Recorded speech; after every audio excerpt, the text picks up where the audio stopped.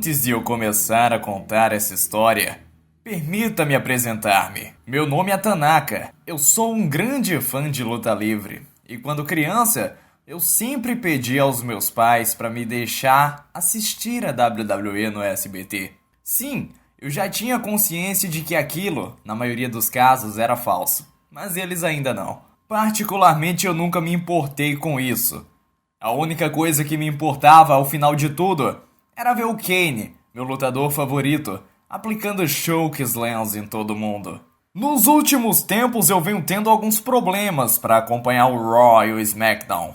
Trabalho, estudo, fica difícil de se conciliar. Além disso, digamos que o produto atual em nada me atrai. Fora o fato da minha condição financeira não permitir uma assinatura mensal da WWE Network. Então normalmente eu costumo assistir aos meus velhos DVDs da WWF sempre quando eu posso. Com exceção de um. Em novembro do ano passado, quando eu voltava da faculdade, passei por uma loja de luta livre de nome Mercado Luta Livre. Poucos dias antes eu havia passado por aquele mesmo lote e tudo estava desocupado. Rapidamente eu pensei, bem, aqueles devem ser alguns trabalhadores bem eficientes. Eu, como claro fã de Pro Wrestling, fui e entrei na loja. Assim que entrei, uma rajada de ar-condicionado me acolheu. Graças a Deus. Digamos que o Brasil não é exatamente o lugar mais frio do mundo. Então eu fui checando as prateleiras, eu vi bonecos, eu vi mercadoria autografada e até alguns DVDs. Os DVDs sempre me chamaram a atenção, então eu fui lá, vasculhei, encontrei umas WrestleManias, um documentário do Chris Benoit e uma coleção completa de pay-per-views in your house. Se você não é fã de luta livre, eu não sei muito bem o que você está fazendo aqui no canal, mas deixa eu explicar a você o que é o In Your House. Ou melhor, o que foi o In Your House. Ele foi uma série de pay-per-views que eram realizados nos meses que a WWF não conseguia realizar um grande pay-per-view. Então rapidamente eu peguei a coleção, peguei um boneco do Ed Guerreiro, um energético e fiz o pagamento. Eu até cheguei a pensar que aquela coleção do In Your House iria valer uma fortuna. Mas não, foram apenas R$50. Eu realmente não fazia ideia porque teria sido tão barato. Bem, não até aquele momento. Quando eu cheguei em casa eu coloquei o disco no meu PlayStation 3. Então surgiu um menu que continha um logotipo do In Your House e uma coleção de fotos dos eventos. Haviam 4 opções: selecionar evento, evento aleatório, opções e extras. Eu comecei pela parte nada interessante da coisa, a das opções. Não tinha nada de especial, apenas idiomas, legendas, display e todo esse lixo. Eu não me recordo muito bem do menu extras. No entanto, eu lembro que tinha uma propaganda da WrestleMania 2000, então eu decidi começar a ver.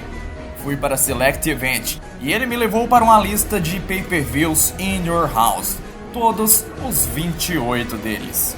Realmente tudo, desde o primeiro In Your House até o Backlash, estava lá. Uma parte da minha mente queria ver se havia alguma coisa a mais, por alguma razão. Havia. Bem ali na tela estava escrito 29, Armageddon, In Your House. O título em si não me parecia muito estranho, pois houveram eventos In Your House que mais tarde haviam se tornado pay-per-views anuais, como por exemplo o Unforgiven. O primeiro Armageddon foi realizado em dezembro de 1999, mas ainda assim, 29? Pelo que eu saiba, haviam apenas 28 In Your Houses. Então eu decidi selecioná-lo. Eu fui levado para uma outra tela. A descrição dizia que o Armageddon ocorreu em 6 de junho de 1999, em Charleston, na Carolina do Sul. Haviam apenas 2 lutas. A primeira era uma Battle Royale com 20 homens. E a segunda foi Kane vs Mankind em uma Inferno Match. Deixando o melhor para o final, eu escolhi a Battle Royale. O Billy Gunn ganhou, se você é um dos poucos que se importa. Depois disso, eu selecionei Kane vs Mankind. Ambos os lutadores fizeram suas entradas. Quando ambos estavam no ringue, o fogo ao redor deste foi aceso.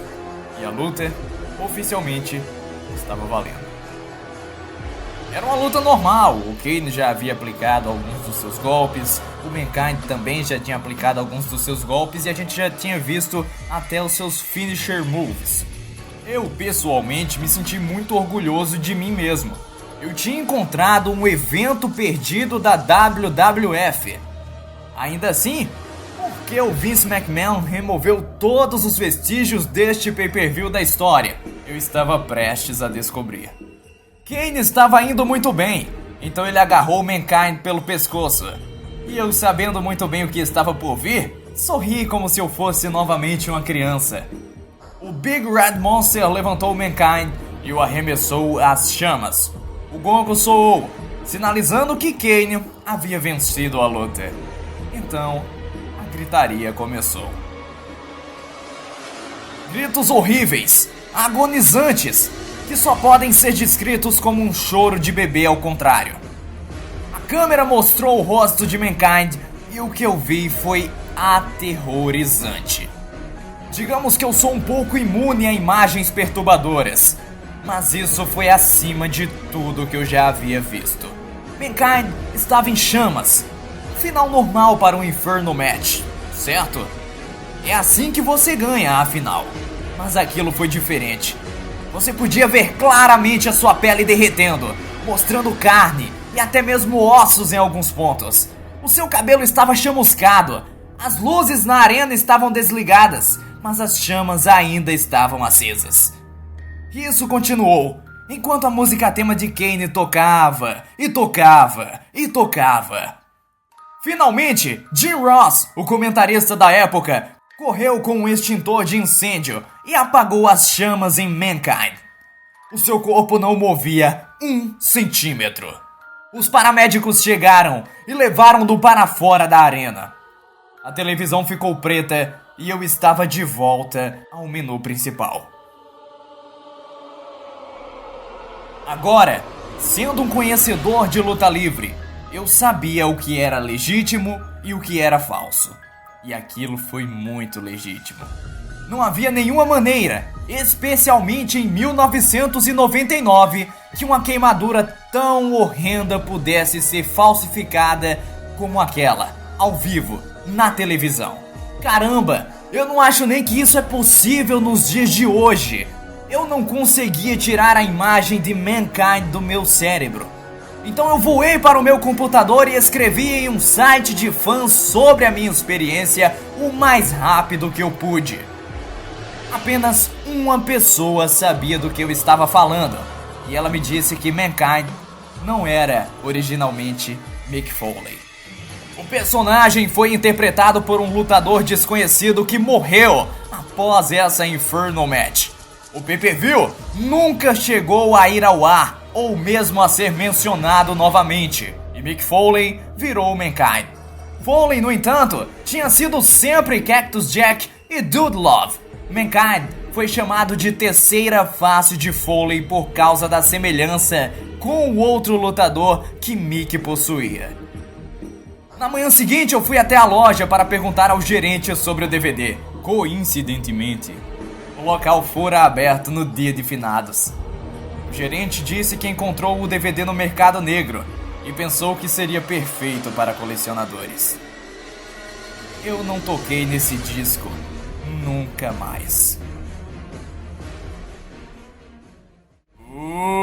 Ficou com medinho.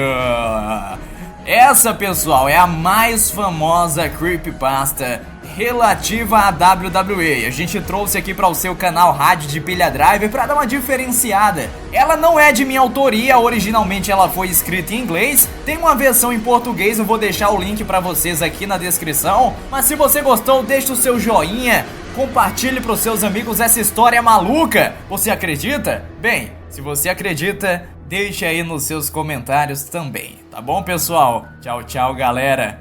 Fui!